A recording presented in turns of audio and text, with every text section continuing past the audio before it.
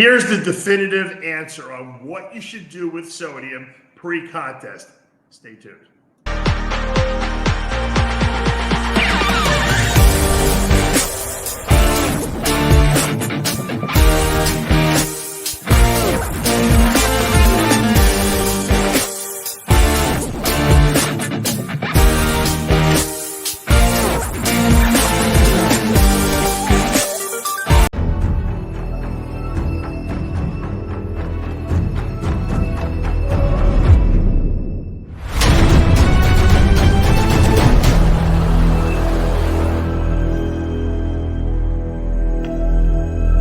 I created Species Nutrition with one mission in mind: to provide bodybuilders and serious athletes with no-nonsense supplements that work. I put my name and reputation on every bottle of Species Nutrition products. If you want to be your absolute best, join the evolution.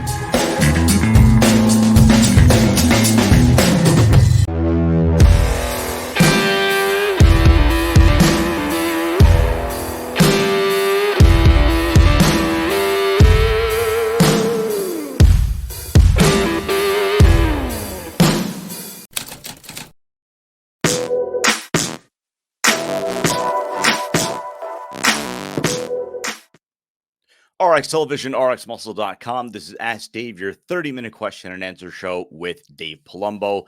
Bodybuilding, non-bodybuilding, we got you covered over the course of the next 20-25 minutes. We're going to jump right into the questions. Before we do that, actually, Dave, our good friends at Titan Medical had a sale running this week. If you want to tell the audience more about it.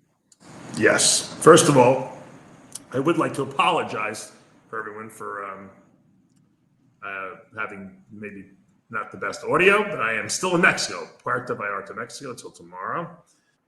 We are doing the Palumbo Tri-Pack Special, okay, it's called. So if you guys are looking for a little sexual enhancement in the bedroom, a little erection, stimulation, they have a very special deal they're doing. They're doing only $25 for a consult with them. So it usually is $125, and then you get the it's called the Palumbo Tri-Pack Special. So you get sildenafil, which is Viagra, 5 doses of that. Tadalafil, which is, as we know, Cialis, 5 doses of that. And then we get the Cupid's formula, which is a combination of tadalafil, oxytocin, and PT141. So these are all sexual stimulants. We're going to help you in the bedroom, and you get 5 doses of that. So you get that. And I think the sale we're doing it's normally sells for, well, I don't know what it normally sells for, but it's tremendously discounted for $150.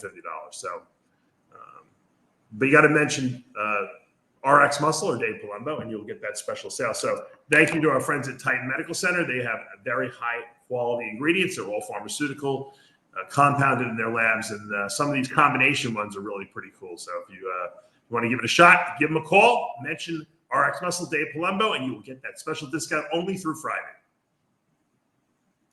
So again, check that out at TitanMedicalCenter.com. Let's go to the questions. Again, these first 2 questions from the Dave Palumbo Experience app. First question: every time I'm on cycle with a caloric surplus, in a few weeks, I get very sluggish and my BP gets higher. Even though I'm a female and not as heavy as the guys are, it gets really uncomfortable and many times difficult to train. Which blood pressure medications would you recommend for the females, and at what dosages? I would really like to grow, but more to avoid side effects if possible. Yeah, I think that it's just pretty much the same thing for men and women. We don't see as much high blood pressure in women, but some women do retain a lot of fluid, and fluid we know raises blood pressure, because when you put more volume into the cells, into the bloodstream, it just makes the pressure higher. It makes the heart have to work a little harder. Also, if you're on anabolics, it will raise your red blood cell count, which also can possibly raise blood pressure. So I recommend, like I said, I like the ACE inhibitors. They have the least side effects. I've been using Ramapril for 25 years, 5 milligrams twice a day. I don't know if as a woman at your body weight, you'll need that much. You might need it only once a day. It seems like the ACE inhibitors work better when you do 2 doses a day. You might want to do 2.5 milligrams twice a day. Because I was seeing peaks and valleys in my blood pressure, but when I do it twice a day, I seem to have better control. I've helped a lot of bodybuilders that their doctors have put them on calcium channel blockers and diuretics. Those are the worst things for bodybuilders to take, men or women, because we need calcium for muscle contractions. We don't want to block calcium channels. And diuretics screw bodybuilders up because it messes your electrolytes up. It makes you sodium sensitive. So I say stick with the ACE inhibitors like ramipril, lisinopril. You can do the angiotensin receptor blockers, which work very similarly, valsartan, telmisartan as well. But I just have a lot more experience with the ACE inhibitors, and I think they work a little better. Second question, again, these first two from the Palumbo Experience app. How to know if sodium is too depleted during peak week? I think that the best, obviously, if you start cramping, it's too depleted, right? If you're a little too flat, it's too much. I don't restrict sodium at all, the whole diet, nor do I do it the peak week. I think that's a big mistake. Chris Aceto and I have had this conversation. He was always a sodium restrictor too in the past, and he doesn't restrict sodium anymore either because it's just too much and guys go flat. You could always take out or get rid of any extra sodium at the end if the person's holding water by giving them a diuretic, or cutting back sodium the last day if you really need it. But I find that by keeping it in, people fuller, they don't get that flat, look with the loose skin. And then what, you could always do, like I said, at the end, if I think the person needs a little bit of a diuretic, something like Diazide just pushes out that little bit of extra sodium. And you don't have to actually take it out of the diet physically. You can still eat it and just let the diuretic do its job. And so that's the way I've always gone. And it seems like there's never any problems. I don't have guys cramping. I don't have women cramping ever, once in a blue moon. If sometimes I have to use a diuretic for a couple days, like a day before to make weight. That's the only instance I might see a cramp. But when you do it the way I'm telling you to, which is not to restrict sodium and just use a little bit of a diuretic the night before or the day before, you don't tend to have cramping or electrolyte issues. So I think less is better when it comes to sodium. Let's go to our Facebook and Instagram questions. Bodie Martin, Winstrol injections are painful and frequent. Is it effective if you swallow it instead of injections? Yeah, we've discussed this before. Winstrol, which is stanozolol, is the same in powder form as it is in injectable form. What they do with the injectables is a Winstrol suspension. So they're basically taking the powder, minus any fillers that would be in a pill, but they're taking Winstrol powder and they're putting it in sterile water, and you're shaking it up and you're injecting that essentially. So it's the same drug.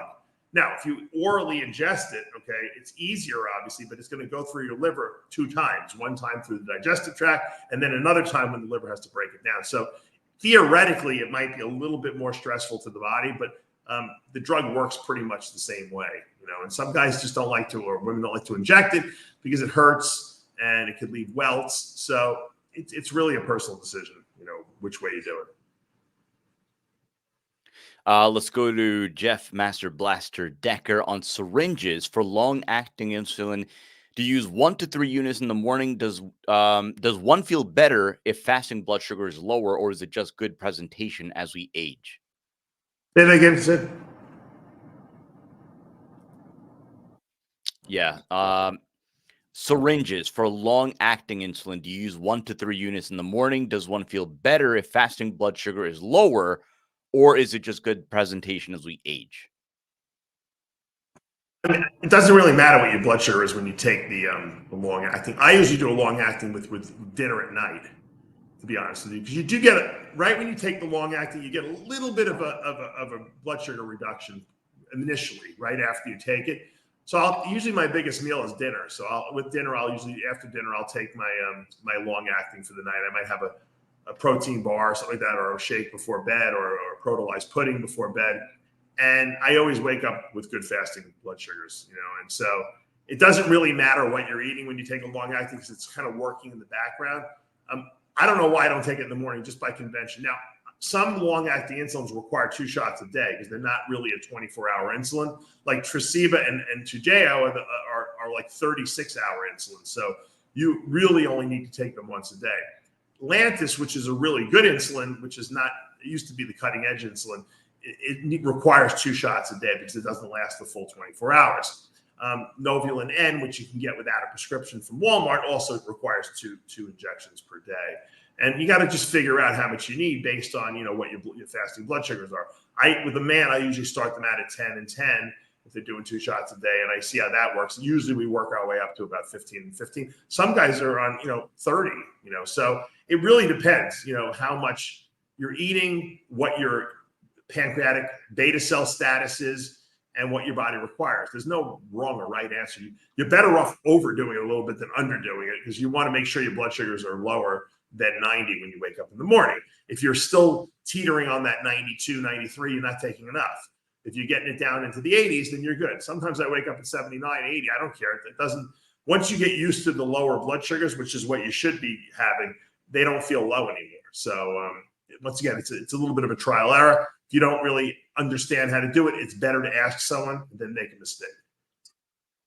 Another one from Jeff Decker. Can you run masteron for more than 2 to 3 months? Yeah, there's nothing wrong with that. Masteron's really not a very toxic drug. In terms of toxicity, I'd probably put it up there with maybe Deca or, in that category. Some people like it, some people don't. Some people get a little flat on it because it tends to block estrogen as well. So sometimes if your estrogen gets too low, people don't get a good pump. So a lot of people like to use it more pre-contest rather than off-season. But it's a nice anabolic. I prefer off-season a little bit stronger drugs like equipoise and Deca over masteron. But I have people that don't want to use trenbolone, and then they can't access maybe EQ, and they have access to masteron. I'll do testosterone and masteron with them. Usually we get good results with that. So obviously you are in Mexico right now. You and Armand have been there for like 3-4 days now, maybe a little bit more.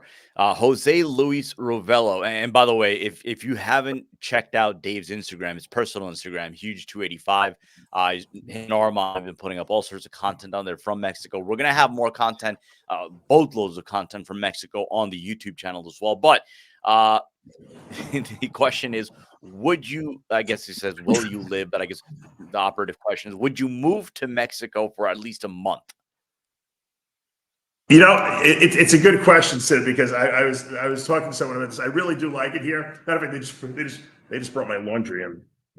We stayed a little extra, so we got laundry. But I like it here, and you know what? Puerto Vallarta is much different than other Mexican cities. There's no like cartel here. It's more of a tourist. It reminds me of Florida, actually, and I do like it. And probably if I didn't have kids, I would move here and get involved with the stem cell clinic, because I really believe wholeheartedly that stem cells are the future of performance enhancement and of regeneration.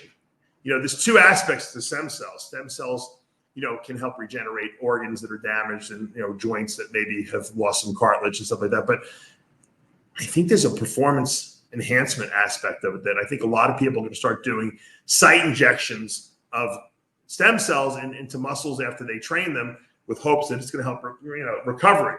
Because think about it, GH and IGF-1 take your cells, stem cells around your muscles, and turn them into mature muscle fibers. If you put that in there with stem cells that are younger stem cells than you have in your body already, theoretically, it can do the same thing at a much greater rate. So I think that's going to be like the future of performance enhancement. It's a shame that the FDA and the American Medical Association is not allowing stem cells. It's probably more likely because they don't want to put the drug companies out of business. But there is some application. I think that we're still learning how to use them properly and all the different techniques. But I think within the next 10 years, we're going to see a lot of stem cell clinics popping up, and hopefully the United States will approve them, and we're going to start seeing a lot more regenerative medicine occurring that isn't available right now. So, yeah, would I move to Mexico? Maybe, yeah. Nothing's better than the United States, though. I got news for you. I love my country. Yeah, it's fun to visit other places. Maybe I'd stay here a month, but nothing better than being back home. Ari, given a good one here for just about everyone nowadays, especially with work from home, people sitting for long periods of time. What do you recommend to increase mobility in the hips due to extreme stiffness from having to sit for long hours?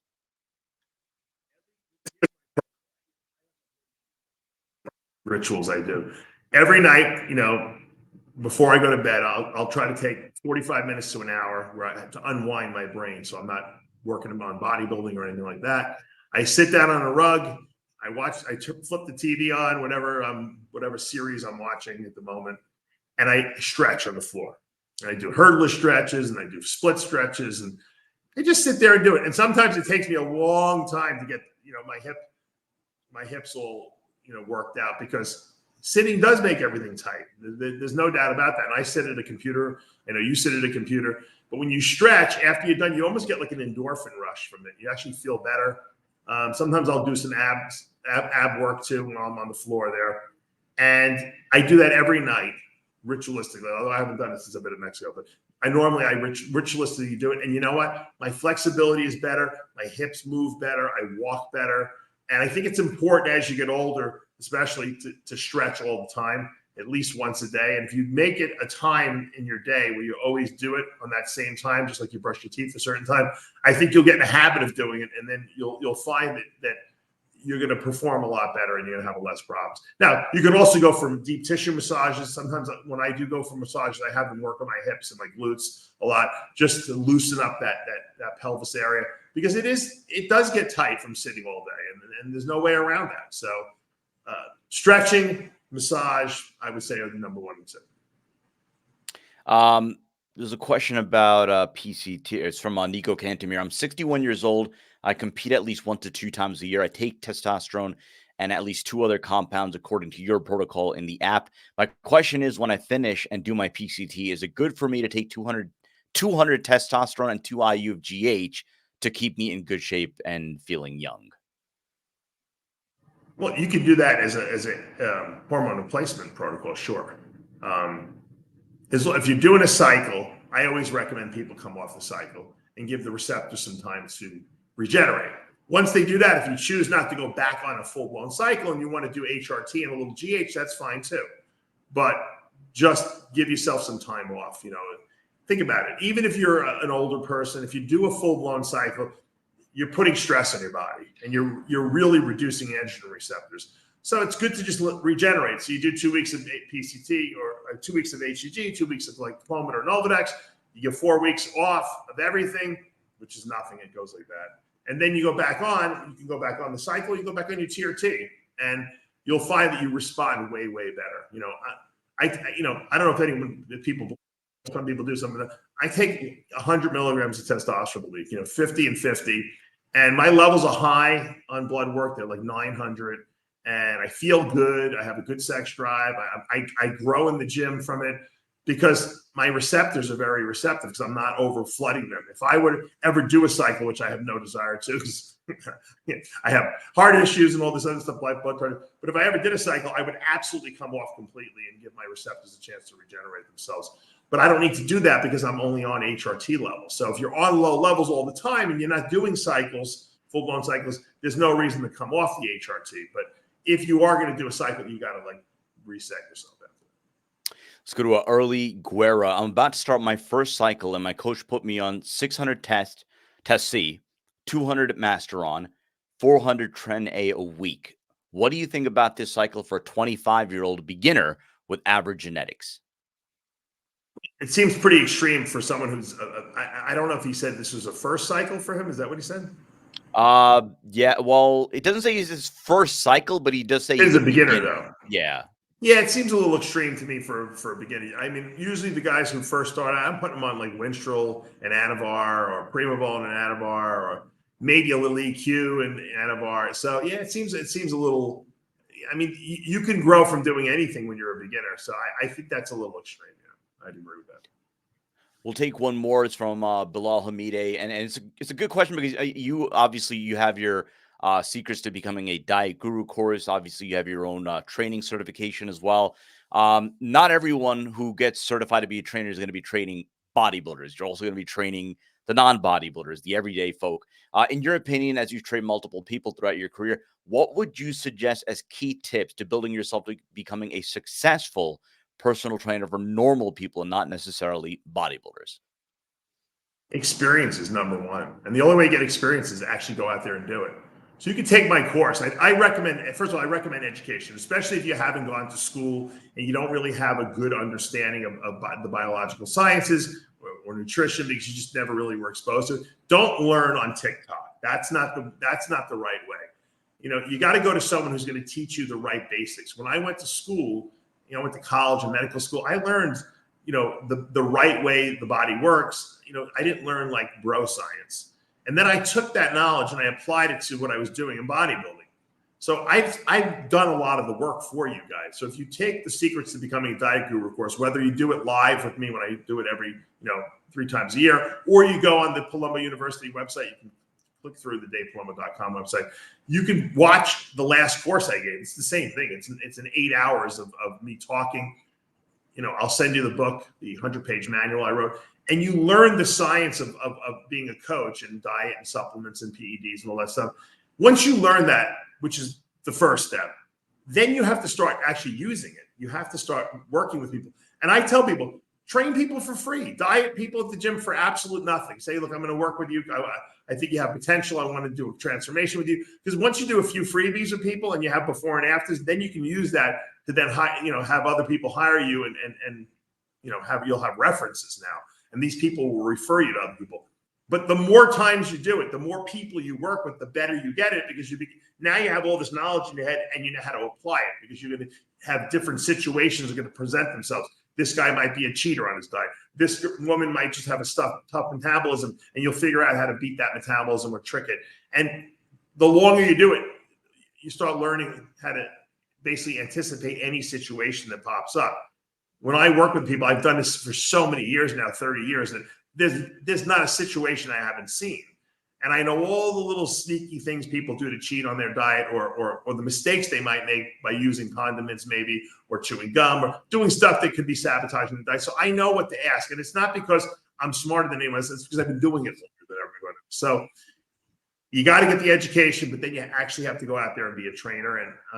And the more you do it and the more consistently you do it without taking time off, the better you'll get at it. And I think that's the way anything in life is. If you want to be great at anything, you have to do it and practice it. I think Kobe Bryant or Michael Jordan said, if you practice as much as I do, you have to be good at basketball. You might not be an NBA superstar, but you're going to be really good at it. And so practice being a coach. That's going to do for this episode of Ask Dave. Apologies for the shaky internet connection. I'm going to go call Verizon Fios and yell at them right now, but thank you for hanging in with us. If you haven't already done so, subscribe below, hit the notification bell. We have all new episodes of Heavy Muscle Radio, and then, of course, yesterday's episode of the After Hours podcast. We have a lot of content coming up over the course of the next few days for contest coverage. Loaded Chicago Pro this weekend, Dubai Pro next weekend, and then, of course, Tampa Pro the following week after that. So loads and loads of contest coverage. We're going to start up Iron Debate again as things start to really cook in terms of the contest scene. And then we start to direct our attention towards the Olympia. So obviously we will be covering all the storylines, all the narratives. We'll start to bring back all your favorites, all the big names, and get their valuable contributions. For Dave Palumbo, I'm Sadiq Faruqi. We'll see you next time.